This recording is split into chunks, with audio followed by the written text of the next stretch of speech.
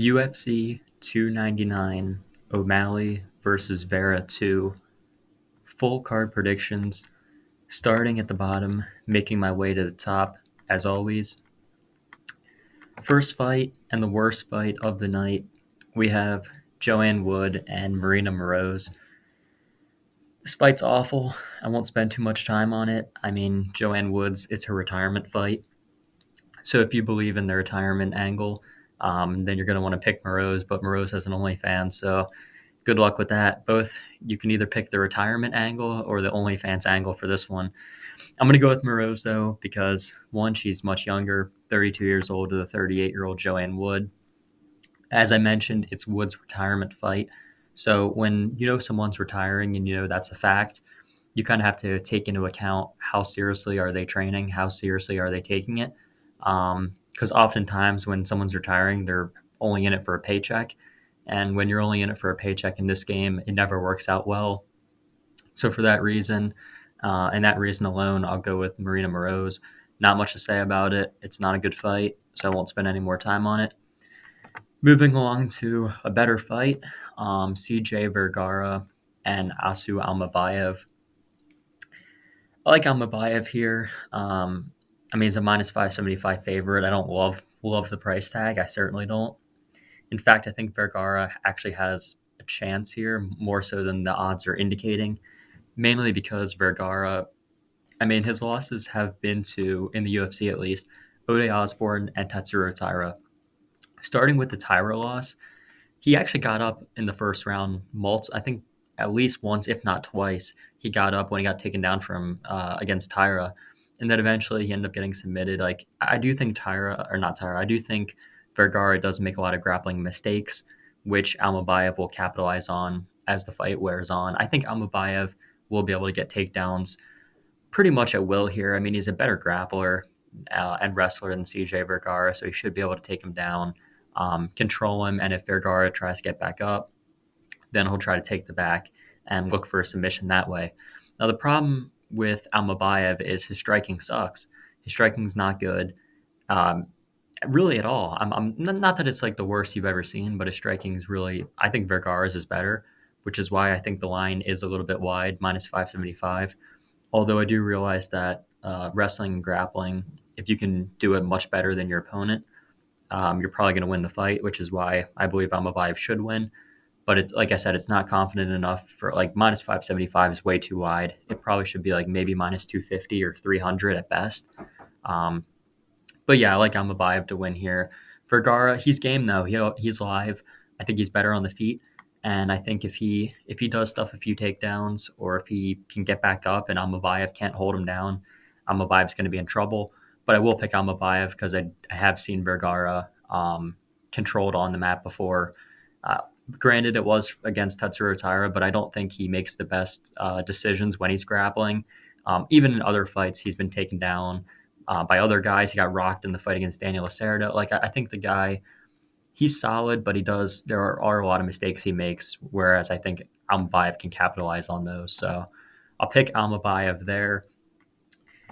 This one, what is there really to say? Josh Parisian and Rebellis to Spain.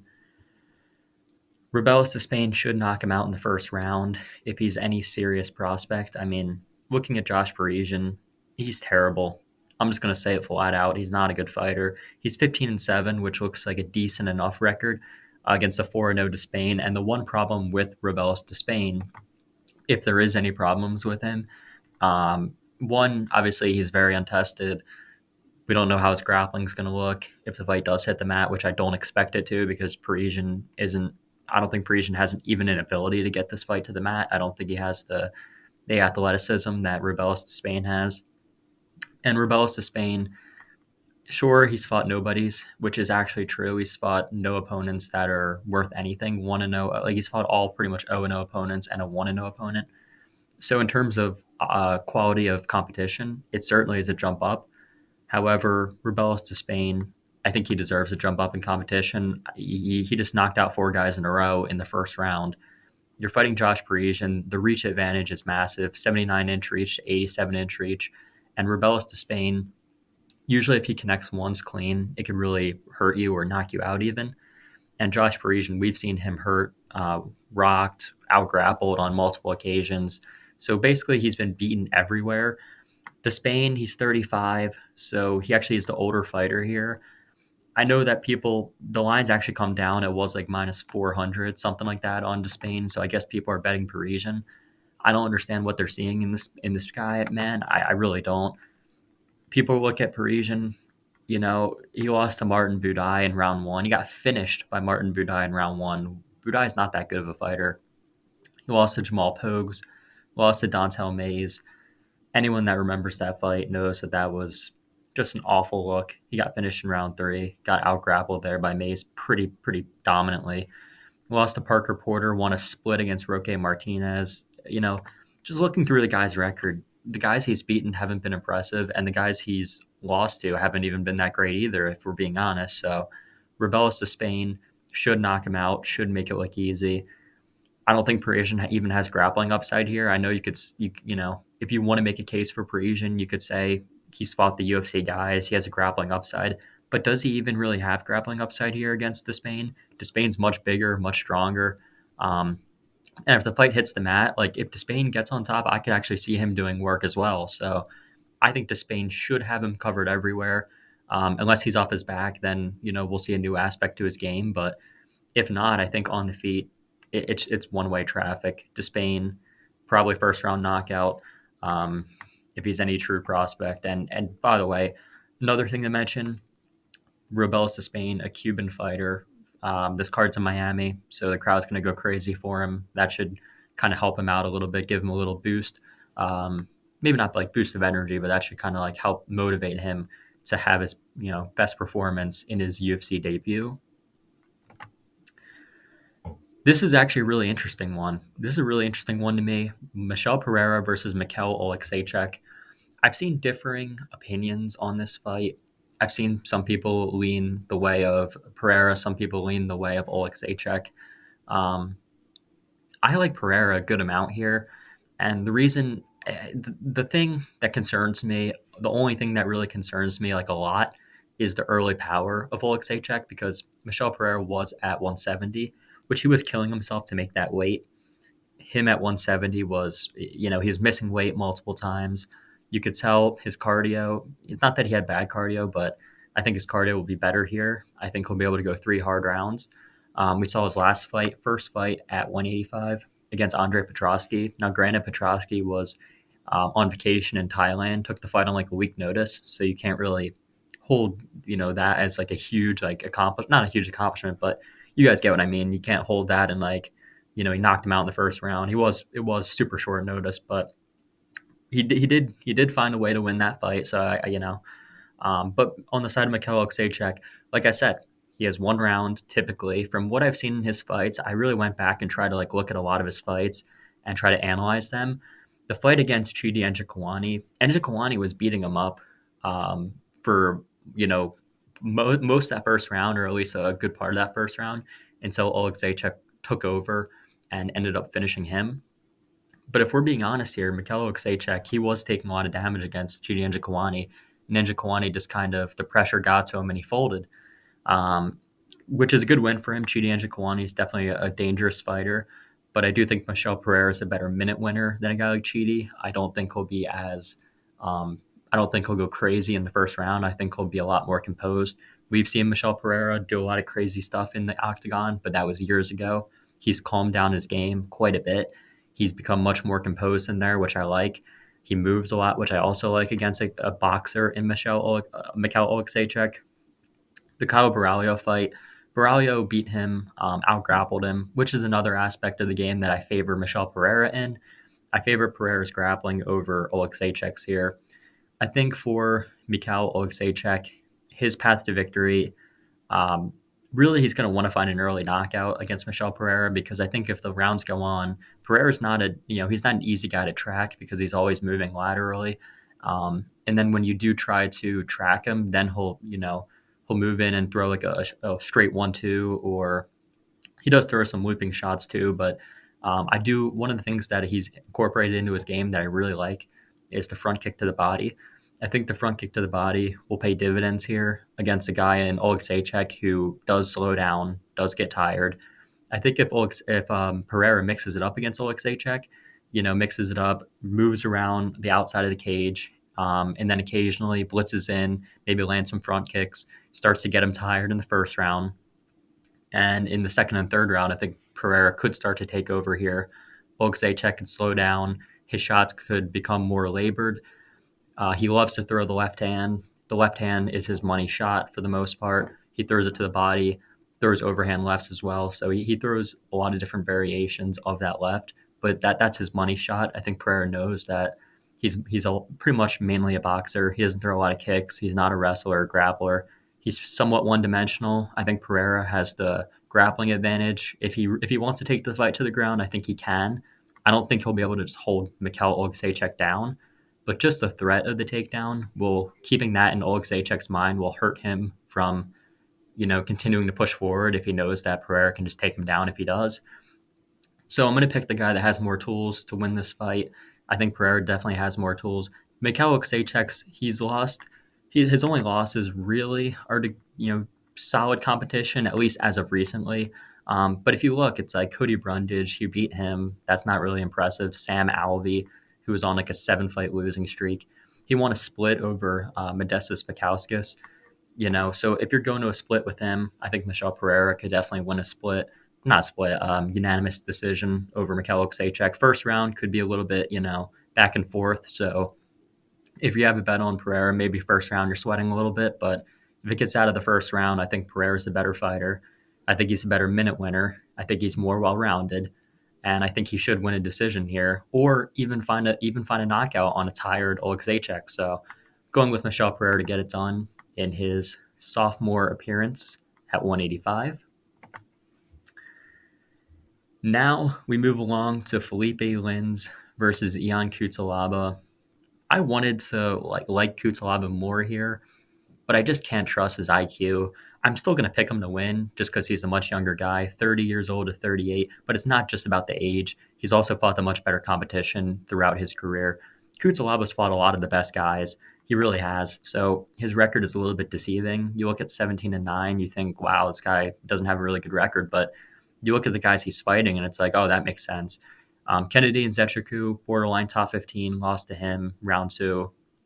He actually had moments, by the way, in round 1, rocked him, hurt him in round 1. Johnny Walker got submitted by him in the first round. Ryan Spann, another submission loss in round 1. So he has a lot. Magomedov, obviously 2 losses there. Glover Teixeira. But there's a key thing in all those names. Names like Magomedov twice. Names like Glover Teixeira. Names like Johnny Walker, Ryan Spann, Kennedy Nzechukwu. Those are all like good fighters. You know what I mean? Those are all good fighters. Even like the Ryan Spanns or the Kennedy Nzechukwus who are, borderline top 15. Those are still better fighters, in my opinion, than Felipe Lins. I think Lins will probably have good enough cardio to go, to push for 3. But I think if Cutelaba manages his energy, which you never know if he's going to do because he's Ion Cutelaba, and he could look like an idiot one fight and then look like great the next fight. So he's very inconsistent. Inconsistency makes him a little bit hard to trust in the grand scheme of things here. But Felipe Lins, if you look at his record, his last three, he's on a 3-fight win streak. Those wins are against Maxime Grishin, who's 38 at the time. He beat Oben St. Preux, who was 40, and then he beat Marcin Prachnio, who I don't rate very highly. I know he's coming off a win. Still don't rate Marcin Prachnio very highly at all. And then before that, coming off 2 losses to Arlovsky and then a knockout loss to Bozer. I know people are talking about the USADA thing, and Felipe Lins is probably going to come in here all juiced up. But, I mean, you look at Ion Cutelaba, he's also juiced up, so it kind of evens out. Both guys are on the sauce. I'm going to go with Ion Cutelaba. I just hope he doesn't go for broke in round 1, because if he goes for broke, can't finish Lins, then he might start gassing out and getting tired and start to lose. But ultimately, I think he has the tools to win this fight. If he puts them all together, he should win. I don't think Lins is that great. I think he's had a good run his last 3 because he's fought favorable matchups, older guys. I don't think he'll be able to beat a guy like Cutelaba who's fought the much better guys. Good wrestler as well. More power in the hands Cutelaba has. And he actually is dangerous if he connects. You know what I mean? He's not a bad not a terrible boxer. Like if he lands, he definitely can do damage. So I'll go with Ion Cutelaba over Felipe Lins. Next is Pedro Munoz versus Kyler Phillips. Um, Bit of a tricky one here. A bit of a tricky one for me to break down. On the side of Munoz, he's fought the much better guys, clearly. Munoz fought the much better guys. Phillips, though, is in the prime of his career, pretty much in the prime of his career at 28 versus the 37-year-old Munoz. This is tough, man. This is one of the toughest ones I've had to break down on the card, in my opinion. I'm going to go with Munoz. I'm going to go with Munoz only because he's fought the better competition, and I know for a fact that he can go for 3 rounds. I think that Phillips' gas tank is still a bit of a concern. And the reason it's a concern is because even in the Raoni Barcelos fight, he slowed down. He's known to slow down in third rounds before. And against Pedro Munoz is a guy who, I know he's lost a few fights. He lost to Cheeto. What was the other fight? Lost to Dominic Cruz, Aldo. But you look through his record, the guy's fought so many top guys. He's fought all the best in the world. Kyler Phillips, he's fought some good competition as well. He beat Zhang Yadong 3 years ago. And he beat Raoni Barcelos in his last fight. But outside of those two guys, like, he hasn't been fighting anywhere close to the competition that Pedro Munoz has been fighting. I mean, Phillips and that Raoni Barcelos fight was close. You know what I mean? It was not a runaway fight for Phillips. You know what I mean? It wasn't a domination by any stretch of the imagination. He dropped Raoni Barcelos. I believe that was round 1, if I'm not mistaken. Straight right hand dropped him, but Barcelos recovered. He got back up and he fought for 3 rounds. I think Munoz can do the same here. Munoz has a good chin. He's never been knocked out. He's never been submitted. So I don't see Kyler Phillips having a lot of grappling success. Knowing that Pedro Munoz has a really good guillotine will probably, restrict or not restrict, but let Kyler Phillips know that it won't be a good idea to shoot in on him because he'll probably get guillotined, or Munoz will go for that immediately if he does. So all in all, Phillips, probably the more athletic guy at this point. Definitely in his prime compared to Munoz. But I'm just looking and I'm like, plus 180 on Munoz, bit disrespectful. A bit disrespectful just knowing that he went 3 hard rounds with Cheeto Vera in a close fight. Fought competitively against Sean O'Malley, won the first round on all 3 scorecards. All 3 judges' scorecards, he won the first round against O'Malley. And in the second round, I think O'Malley was starting to take over, but it was still a competitive fight. So who knows what would happen there. And I think if Munoz can go out there and take round 1 over O'Malley, what's to say he can't do something, similar against Kyler Phillips? So I'm going to go with Pedro Munoz to get this one done. Huge step up in competition for Phillips. If he wins this fight, all credit to him. He'll probably be getting a top 5 guy, top 5 to top 10 guy, another one in the top 5 or top 10. So, but I do think Pedro Munoz is a pretty good, I hate to call him a gatekeeper, but I think he is a pretty good gatekeeper. I mean, he beat Chris Gutierrez. I know it's Chris Gutierrez. He's somewhat, I don't want to say, yeah, I guess he is somewhat one-dimensional. Throws a lot of kicks, but doesn't have great hands, and his grappling definitely leaves a little bit to be desired as well. But I'll still go with Munoz to get it done over Kyler Phillips here. Next, we have Mateus Gamrot versus Rafael dos Anjos.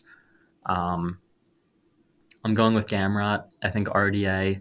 The thing I don't like about RDA is he keeps jumping up and down weight divisions. I don't like that. Going from 155 to 170, back down to 55. I don't like how he's jumping around weight divisions, especially at 39 years old. Why is he taking this fight? I mean, you could say he wants to get back into the title picture. If he wins this fight, he definitely would be, maybe one more win away from a title shot. But I just don't see it happening at 39 years old against a guy like Gamrot. It's a tough matchup it's actually not an easy matchup for Gamrot. I don't think. I think RDA is not like a pushover by any means. But if you look at Gamrot, the Fiziev fight, I'm not going to count that because Fiziev got hurt in that fight. But before that, beat Jalen Turner, out-grappled Turner there, took him down a few times. Although it was a very close fight, Turner had his moments on the feet for sure. Beneil Dariush lost to him, which I guess if you're picking RDA, maybe you look at the Dariush fight and you say RDA could implement maybe a similar game plan. But I just think at 39 years old, I mean, he got taken down, what, 8 times by Luque, and that's at 170. So it is up a weight class. Luque is a much bigger guy than Gamrot, but Luque is not known as a grappler and a wrestler. Gamrot is a wrestler. He is a grappler. That's what he's known for.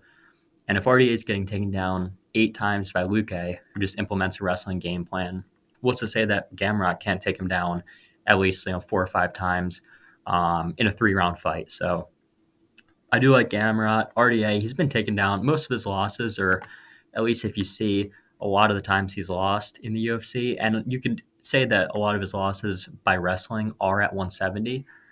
But I mean, he got out wrestled by the Covington fight was competitive, but that was also in 2018.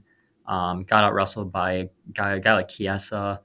Um, his recent wins are over Brian Barberena, who I don't rate highly in the slightest, and then Hanato Moicano, who is a good fighter, but not on the level of Gamrot, in my opinion. I think Gamrot's just a step ahead. So I am going to go with Gamrot. The fight against Arman Sarukian was also very impressive. Arman Sarukian, if he beats Oliveira, he's fighting for the belt. So I think that was an impressive win, even though it could have went the opposite way. I think it was really a super competitive fight that I personally gave to Arman, but just the fact that Gamrot made it so close as a big underdog, I was really impressed by that. And fighting a 39-year-old RDA, he should be able to implement his grappling, his wrestling, and even his striking. I think is decent. I don't think it's great. I think it's better than people are giving him credit for. I think he's not as one dimensional as people are making it seem. I think his striking, he can land some strikes here against RDA and then shoot, and I think that's what he'll do. So give me Gamrot to win by decision. Headliner, or I'm sorry, not the headliner or the prelims. We still have one more. Caitlin Chukagian. I know it's Sermonara, but I'm just going to call her Chukagian because that's what everyone remembers her as. When I first saw Caitlin Sermonara, I'm like, what? And then I'm like, oh, it's Caitlin Chukagian. Chukagian's fighting Macy Barber. I wanted to go Chukagian here just because she's a big underdog and it would piss everyone off to see her win. But I'm going to go with Macy Barber. She is 25 to the 35. And another thing about this card is there are a lot of younger fighters fighting older fighters. It's going to be hard to pick spots on this card just because there's so much variety of what could happen. And this is one of those where I think I said on a few fights ago I was not very confident. I'm even less confident in this one. This one, it's like, who knows what's going to happen? I mean, Caitlin Chukagian's been out for a year and a half, so I don't like that. And she's 35 years old. I know she's had some personal problems in her life. I won't speak too much on that. I won't really get into that, but that probably doesn't help her. I don't know why I know obviously she's mentioned in the interview, in the press conference or not the press conference, the interview she had a few days ago, why she's here, why she's back fighting. I just think Macy Barber, she's been more active recently, at least. She's 25 years old as well. She has more room for improvement than Chukagian. I think Chukagian only has one way to win, whereas I think if anyone finishes the fight by knockout, it's going to be Barber 100%. I don't see Chukagian submitting Barber either. So if the fight goes 3 rounds, though, who knows what's going to happen? Because Chukagian does have a weird way of winning these split decisions, these close 29-28 type of scorecards. She has a way of winning those fights, but the power is clear on the Barber side. I think if Chukagian does try to point fight, all Barber has to do, which is easier said than done, but what she has to do is just land a few big, powerful punches of Barber will, I think, defeat the pillow-fisted volume of Chukagian, in my opinion. Because at this point, apparently the judges don't know what they're watching. They don't know what they're supposed to score it off of. But damage is the number one criteria. So if damage is the number one criteria, I have to give it to the younger fighter that does land more damage, and is on a roll. I mean, regardless of what you want to say, I don't think she beat Miranda Maverick. Neither does anyone else. But she got the win there. She beat Montana De La Rosa, Jessica Ai. She won a split against Andrea Lee. Watching it live, I was on Andrea Lee, and I actually think I might have had a bet on Andrea Lee at like plus 250 or something, some crazy number, and she ended up losing. When I was watching it live, I was like, that was a bad robbery. Looking back on it, I think Macy Barber won rounds 2 and 3, but it was close enough where it's like, you shouldn't be winning like that against Andrea Lee. But the next fight out, she goes and fights Amanda Hebas and finishes her in impressive fashion. So I think for Barber, the striking, the power will be too much for Chukagian. If it goes a distance, like I said, maybe Chukagian just outpoints her. She's outpointed a lot of fighters that aren't top level. The only fighters that Chukagian loses to are those that are like really the best of the best, the elite. So that's another concern. Do I think Macy Barber is the elite of the division yet? Not necessarily, but it's more of a fade on Chukagian. I just have no like. What do you want me to say about Caitlin Chukagian? I don't think she has finishing upside here. Even in a decision, like she'll make fights close, but are you gonna like bank on her to, you know, win 2 rounds convincingly? I guess you don't have to at plus 175. You just want the fight to be close, but I'll take Barber. I'll say this though, I wouldn't bet on Barber at minus 210. I think it's a close enough fight where it could be a split decision. It could be 29-28. But the reason I'm picking Barber is just because I like her recent activity, like the fight against Amanda Ribas. She's motivated, she's confident, and Caitlin Sermonara, Caitlin Chukagian, coming off a loss, hasn't fought in a while. I'll go with Macy Barber. Now we have the headliner of the prelims. We have Curtis Razor Blades versus Jailton Almeida. Now, this is another one where everyone's back and forth. I've seen a lot of different opinions. I've seen opinions that Curtis Blades is going to knock him out. I've seen opinions that Blades is going to stop the wrestling and win a decision. I've seen people back and forth on this one, people leaning different sides. The side that I'll go with, though, is Jailton Almeida, and I'll tell you guys why. I do think Jailton can get takedowns here against Blades. I do. I think Jailton can get takedowns against Blades. I think people are overrating Blades wrestling. And I don't think Blades has bad wrestling, but I do think it is overrated to a point where Jailton will be able to land takedowns here. He's a much more he's a much more physically dominant fighter. I think it's clear to say. Not that Blades isn't. Blades has dominated a lot of guys, but I mean Jailton Almeida is like you look at him, maybe he's not like a natural heavyweight. Like he did move up from first he was fighting at middleweight a long time ago, and then he moved up to light heavy and now heavyweight. So he has moved up multiple weight divisions. But I just think Jailton Almeida, a guy like Jailton, Curtis Blades hasn't fought a guy like that. Curtis Blades has been fighting all strikers. If you look through his record, it's all strikers. It really pretty much all strikers. So if this will load, Curtis Blades, he's fought Sergey Pavlovich in his last one, got knocked out in 3 minutes. Then he fights Tom Aspinall. That fight doesn't even really count because it was a 15-second knee injury for Aspinall. He beat Dawkins, Jairzinho Rosenstruck, took down a few times, lost to Derek Lewis, got knocked out badly, out-wrestled Volkov, beat JD. So he's beating a lot of guys that are not grapplers. This is the first wrestler and grappler that he's fought in a long time. I know you could say Tom Aspinall is a grappler, but the Aspinall fight was 15 seconds, so you can't take anything from that. And if you look at Blades as well, one other thing with Blades, he has about 4 or 5 minutes of fight time, probably under 5 minutes of fight time in the last 2 years. So Blades hasn't had a lot of fight time recently. Jailton went 5 rounds with Derek Lewis. I know he didn't finish the fight, but he proved that he can go 5 rounds. He proved that he can get takedowns every single round. Now I know Derek Lewis doesn't have any takedown defense. It was easy to take him down, but I don't think Blades is some like I know he's a D1 wrestler. I know people are, talking about the wrestling accolades of Blades, but when has he had to use defensive wrestling? I know he's used offensive wrestling. When has he had to use defensive wrestling?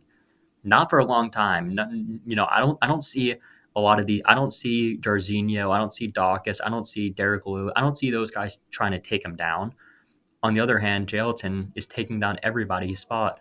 And has he fought anyone as big as Blades and as good as Blades? No, he hasn't. This definitely is a step up, but are you going to trust in the chin of Curtis Blades either? I mean, the guy's got knocked out on multiple occasions. He got knocked out by Lewis, got knocked out by Francis, he got knocked out by Pavlovich. Great competition.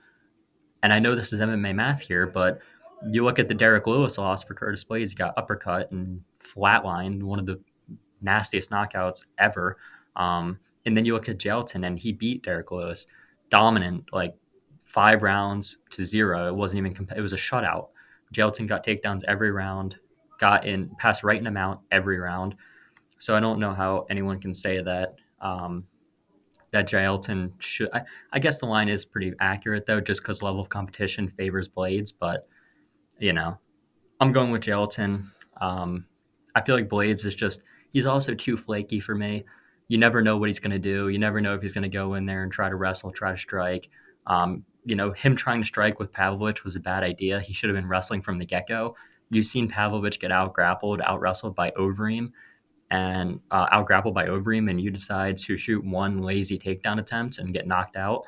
I think the fight IQ is not there as much. I think Almeida will have a better game plan going in. I heard Blades' game plan will be just sprawl and brawl, kind of like a Justin Gaethje mindset. I'm like, I don't know if that's going to work for you, knowing that Gelton Almeida. I think Gelton Almeida will be able to land, like I said, land at least one, if not multiple takedowns here. I think the striking's closer than people are giving him credit for. And if I think the striking's close, and if I think Gelton has a massive grappling up, maybe not wrestling, but massive grappling upside, I'll take him to win. So I'll take the guy that's on a roll again, Gelton Almeida, to get it done. Next up is Petr Yan versus Song Yadong Song. I'm going with Song here, and man, this main card is really going to be tricky. It really is going to be tricky, isn't it? Yan, I got to question the motivation at this point. I know you could say that he's coming off of 3 losses. He's fighting for his career. He's fighting for basically his like UFC life right now, and he is. Maybe not UFC career, but he's if he loses this fight, it's bad news for him. You know what I mean? He needs a win. But I just think their careers are on 2 different trajectories.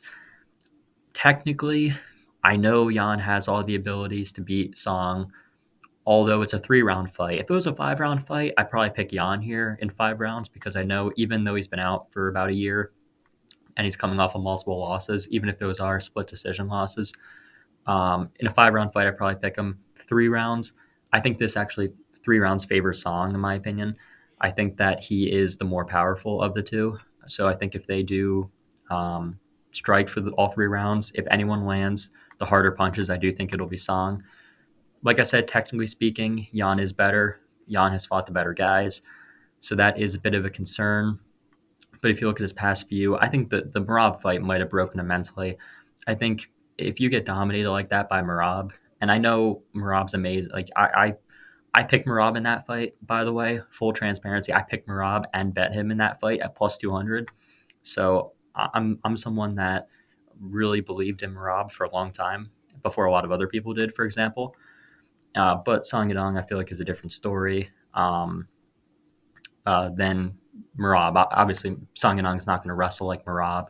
Song Yadong doesn't have the cardio that Merab does. So I don't see Song Yadong dominating. I think this fight's competitive. I think it's close. I think this could be another one where it's like 29-28 close decision. Maybe Song Yadong wins the first round. Maybe Yan gets the third, and then the second's up for grab. Like, I could see it being one of those fights where Song's landing the more powerful shots, but maybe Yan's landing more volume or more he's landing more on the numbers, but Song's landing more on the damage. I could see this being one of those fights where it's like really like kind of 50-50, and no matter who gets the win, everyone's going to be upset one way or another. I just have to go with the guy that's been winning. I know he lost to Corey Sandhagen. The Sandhagen fight was close. You know what I mean? The Sandhagen fight was 2-2 going into the 5th round, and he had a bad cut, I know, and that's why they stopped it. And I know, you can say, well, what about Yan beat Sandhagen and Song Yadong lost to him? You could play the MMA math game. I just did it in the Blades fight, so I guess you can, say that to me as well. But I just think a guy in Petr Yan. Do I think he can win this fight? Absolutely.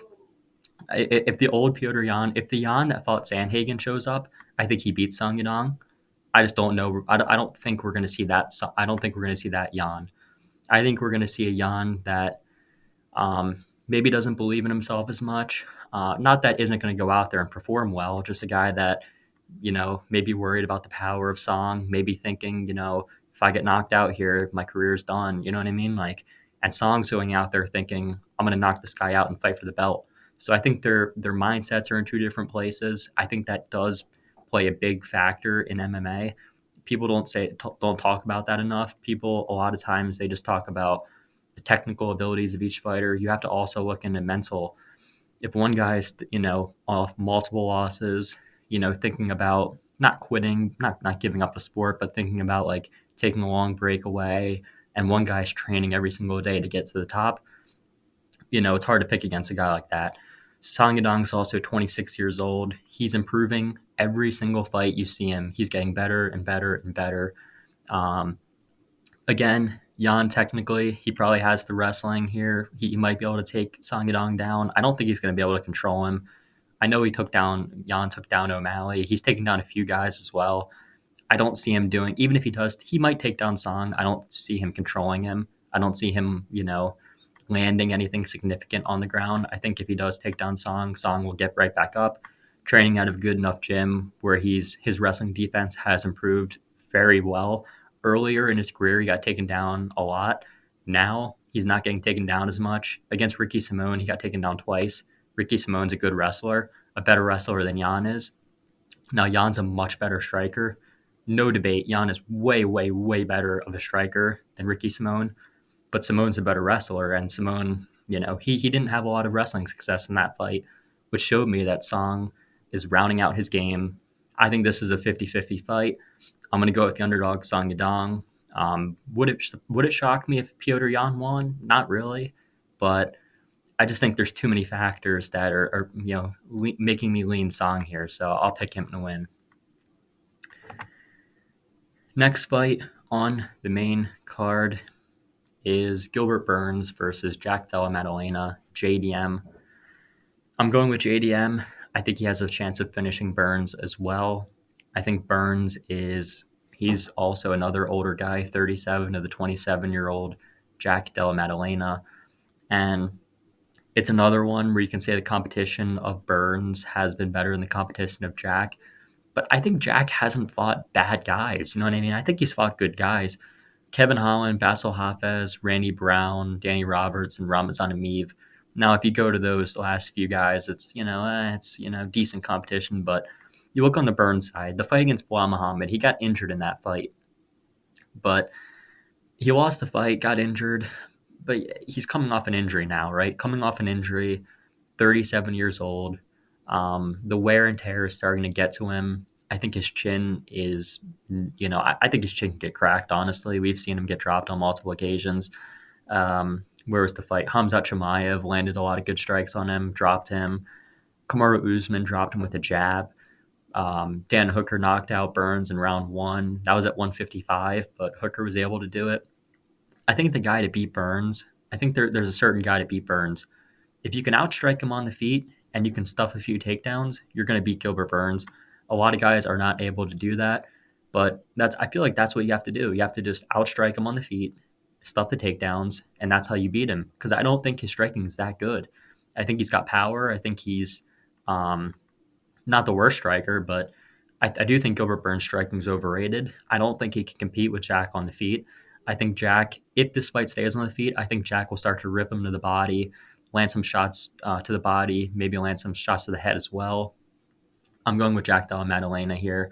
The fight against Kevin Holland, he beat Kevin Holland, in my opinion, pretty clean. I don't think that should have been a split. I think he won convincingly. I don't think Holland made it competitive, but it wasn't competitive to a split decision. You know what I mean? It was clear JDM won that fight. I don't know how they made it a split.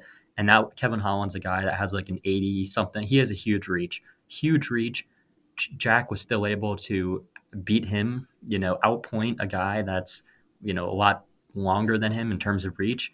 Very impressive for a boxer. A boxer that can do that, super impressive from Madalena. The fight against Hafez, I don't take that as much. Everyone looks at the Hafez fight and they're like, oh, he got taken down by Hafez. Hafez shot like 17 takedowns in that fight in a 3-round fight. And by the way, Hafez was also juiced to the gills more than I think Burns is even juiced. Like he is. If you look at Hafez in that fight, you could tell he's juiced up. 17 takedowns. Maybe he's on EPO. I don't know what he's on, but he's on something to be able to shoot 17 takedowns in a 3-round fight against Madalena, who's ripping him into the body. Madalena was ripping body shots, and Hafez was still shooting takedowns, still had the cardio to do that. So I don't think Burns has as good of cardio as Hafez. Now, Burns is a lot better grappler, so if Jack gets taken down, I think he's in big trouble. Burns has really good grappling, so if Jack does get taken down, he might get submitted. But if this stays on the feet, it's going to be one-way traffic. I don't think Burns has much of a shot on the feet at all. Every fight starts standing, and I think Jack has good takedown defense. Been training with Craig Jones. Craig Jones has a lot of good things to say about this Jack Della Maddalena, and I believe in Craig. I think if Craig Jones is praising your grappling, I believe him. Craig Jones wouldn't go out there and say Jack Della Maddalena is a really good grappler if he didn't believe it. You know what I mean? He's also Craig Jones has praised Volk's grappling. We know how good of a grappler Volk is. We saw in the Ortega fight. We saw in other fights. So I don't think Craig Jones is a guy that lies about how good people are in grappling. I think he does believe that Jack's a good grappler. Is he as good of a grappler as Burns? No shot. No way. But is he a better striker than Burns? Absolutely. And I think the grappling disparity won't be as big as the striking disparity, only because I think Maddalena can crack him on the chin. Burns has been dropped before. I think Jack will probably land a knockdown or even a knockout in this fight.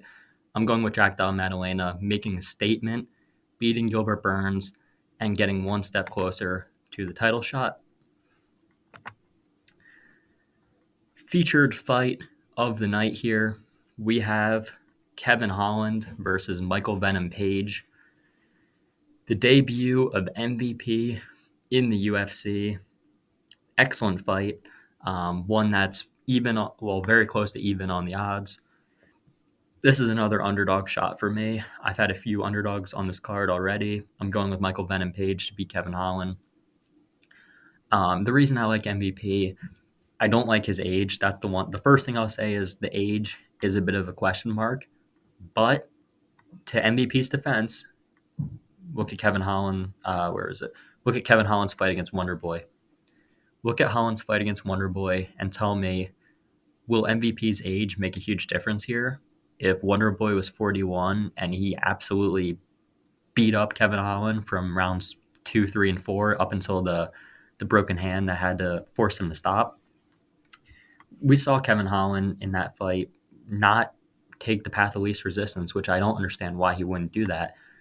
You have the path of least resistance available. You have Wonderboy on the mat. You have a grappling advantage. Holland's a black belt. He could probably submit Wonderboy on the mat. And what does he do? He stands back up. He stands back up. You're talking about a guy in Wonderboy who's one of the best strikers we've ever seen. Wonderboy is an amazing striker. And he stood back up. That just shows he has zero fight IQ. He has no brain in his head because you have an option to easily, I don't want to say like it would have been right away, but you have a chance to dominate Wonderboy on the mat and you just stand up and let him beat you up on the feet. Kevin Holland, what I do like about Kevin Holland is he does have power. He is a good grappler in terms of, he did submit Michael Chiesa in that fight. Michael Chiesa, though, coming off a long way off. I think Chiesa was, 1 foot out the door anyway. But, Holland's a good grappler. He's a black belt. He's a better grappler than MVP. But I don't think Holland will have the wrestling to be able to take MVP down. And, I don't think he'll chain wrestle here or anything like that. I think MVP is a much better, I don't want to say like, I'll say he's a much better striker. I mean, he's much more diverse. He's much more tricky on the feet. Holland has fought a similar opponent to MVP, and that was the Wonderboy fight. And the Wonderboy fight, it wasn't, after round one, Holland rocked Wonderboy pretty badly. But after that, it wasn't very competitive. Wonder Boy was beating up Kevin Holland, landed a ton of good shots on him, was forcing Holland to try to panic wrestle, which he, originally all he had to do was stay on top. And instead of staying on top, you let him back up, and then you panic wrestle anyway in the later rounds. So it just shows that Holland's fight IQ is negative. He talks to people during fights. He said he's going to talk. Both guys said they're going to talk to each other. I don't expect Holland to wrestle too much here. And in a striking fight, I'll favor MVP at dog money. I mean, plus 115 for a guy who's a better striker, in my opinion. Now, he has been out for 11 months. But I don't think that's like a huge concern. I mean, 11 months, it's not like he's been out for like 2 or 3 years. So I think that'll be fine for MVP. Tough guy in Holland. But again, Holland's a guy who finds ways to lose fights sometimes. The Ponzinibbio fight before that finish in the third round, that was a really close fight. I believe Ponzinibbio might have even been up on some of the scorecards. So all in all, Holland, good fighter. I think he does sometimes rely a lot on that right hand. I think he might have to rely on that against MVP. He'll probably try to land that early. Um, but I think MVP is just so dynamic, so tricky on the feet. And I think Holland will have that ego to him where he'll think like, I'm not going to wrestle this guy. I'm going to try to, show what I have on the feet. And if you don't wrestle a guy like MVP, if you try to strike with him, he almost always wins. Not a lot of guys, if any, are able to beat MVP in a striking fight. So I don't think Holland's going to grapple. I think MVP is going to get it done. It probably is a decision. Holland's very durable. I could see MVP just trying to poke, um, land shots on the outside, try not to get hit, try not to, get too close to Holland as far as, getting pushed up against the cage or anything. I think he'll be smart. I think MVP's game plan will be a smarter game plan than Holland's. And in terms of fight IQ, that's the last thing. I know I mentioned Holland's is very bad. MVP's, I think his is good enough to know what he has to do here. I think in every fight he does, he tries to strike. And if Holland tries to strike, all I got to say is if you don't find a knockout, good luck because it's not an easy fight for you. So I'm going to go with Michael Venom Page. Holland's he has 10 losses for a reason. He shouldn't have 10 losses, really. I know I keep bringing this up. Like, Holland should have won some of these fights. There's some things he could do to, increase his chances of winning, but he just doesn't do it. So I just don't know how people can lay money on a guy who talks in the octagon, doesn't try to win fights. I'm not saying he doesn't try to win, but like he doesn't. When you have I know I said it 4 times already, but I'm gonna say it again. When you have Wonder Boy on the mat, you grapple with him. You don't let him back up and strike. So his fight IQ there, I'm not even gonna keep going into it. I'm just gonna keep going on a tangent. I'm going with MVP. Co-main event: Dustin Poirier and Benoit Saint Denis.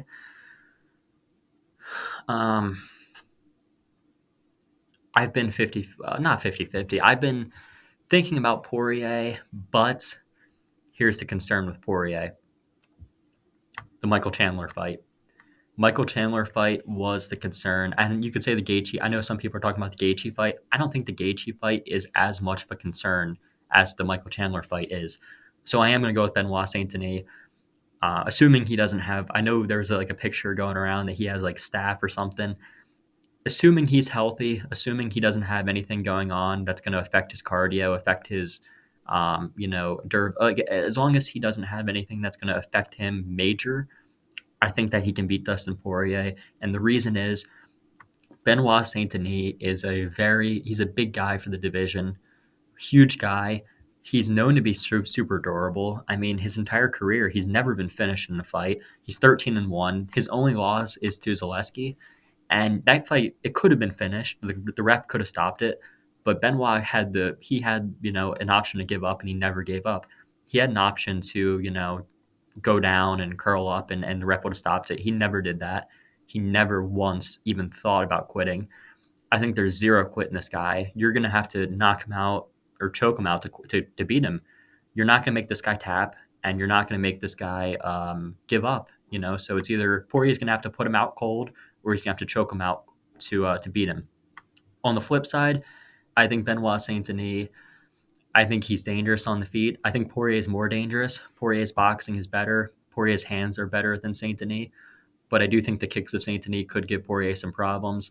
I know they're both southpaws, but Saint Denis pressure. I think Saint Denis.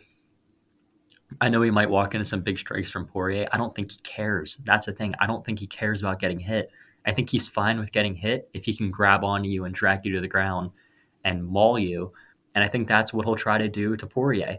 The Michael Chandler fight was a big red flag for me because I don't think that was a year and 3 months ago. Michael Chandler, at the time of that fight, just to put this into perspective, Michael Chandler, when he fought Dustin Poirier, he was 36 years old, right? He was 36 years old, and he was able to take down Poirier multiple times. He was controlling Poirier on the mat, and he was on his way to winning. If Poirier didn't land that rear naked choke, if he didn't submit Chandler after Chandler made a mistake, he would have lost the fight. I think that speaks more to Chandler's poor fight IQ. I think that speaks more to Chandler having every ability in the book, but always dropping the ball more so than it does Poirier. Because I think Poirier, if Michael Chandler was a little bit smarter, Dustin Poirier would be on a 3-fight losing streak, and nobody would be. Benoit would be a bigger favorite than he is now. I will say this: Poirier's fought the best guys in the world. This is a huge step up for Saint Denis. I get why people are taking the underdog shot on Poirier. I get it completely. Poirier has been 5 rounds multiple times. Saint Denis hasn't. There's a bunch of factors that I get why people are taking the dog shot. I do. I completely get it. But Poirier, he has fought grapplers. That's another thing. People are saying, he hasn't fought any grapplers. He's scared of fighting grapplers. Not true. Not true at all. Michael Chandler is a grappler. Charles Oliveira is a grappler. He fought Habib a while ago. He's a grappler. So he's fought grapplers. He's fought dominant wrestlers. I don't think, people are giving Dustin enough credit. He's fought everybody. So, people are saying he's fought everybody. I'm not disrespecting the guy. I just think that against a certain caliber, against guys that can take him down, against guys that are, physically stronger and have that wrestling that can drag him to the mat, I think he struggles against those guys. He struggled against Chandler. I know the Oliveira fight, he was, he didn't look bad, and he did. He was controlled on the mat for a while, for a good portion. I think it was the first or second round by Charles, but he didn't look bad on the feet. The thing is, though, I just think the grappling from Poirier at this point of his career, I don't think he'll be able to keep up with Saint Denis. I think Saint Denis is too strong. I think he'll be able to drag him to the mat. I think Saint Denis, he needs to have a grappling game plan here. I don't think a striking game plan is smart against a guy like Poirier. I think a smart game plan would be push this guy up against the fence, take him down, and work from there. Try to land some ground and pound, maybe look for the neck. We've seen Poirier give up the neck before and get submitted. I'm going with Benoit Saint Denis. I have picked against him before. I've been wrong before. And, I think this guy is, at the very least, whatever you want to talk about his skills, whatever, for a fact this guy will do whatever it takes to win. He'll walk through the fire. He's done it before. He's the equivalent. I know people mention that he's the equivalent of a Navy SEAL in France. He is like, when I say he's a killer, like this dude, he's fought in wars. Like this is a real savage. You know what I mean? This is not just, this is an up and coming guy, 13-1. No, this guy's gonna give Poirier everything he can possibly handle. And earlier in the week I was looking, I was like maybe Poirier, but looking back on it, I'm like Saint Denis I think has the grappling to beat Poirier. I think to beat Poirier, you need to be a good grappler. You need to be able to take him down, kind of just outstrength him, I don't want to say out technique, but outstrength him, just being the bigger, stronger, more physical guy. Habib, I don't want to compare. Obviously, Habib took him down. Won't say much about that. Habib takes everyone down. Nurmagomedov was the most dominant wrestler. But I do think Saint Denis, especially at this point of Dustin's career at 35, I think Saint Denis will be able to get him down, possibly submit Poirier as well. So I'm going with Benoit Saint Denis. Lastly, but certainly not least, this is an amazing card, so I hope you guys have enjoyed the video up until this point. O'Malley, Marlon Chito Vera, main event. I'm going with Sean O'Malley. I don't like the line. I don't. Line's too wide. Minus 265 on O'Malley. He's too much of a favorite, in my opinion. I don't think the line, especially the fact that Cheeto's already beaten him once, and it wasn't a fluke win. It wasn't. The nerve or the calf kick to the nerve, sure, it's not a likely outcome. You play the fight 100 times. That outcome probably only happens once, maybe twice.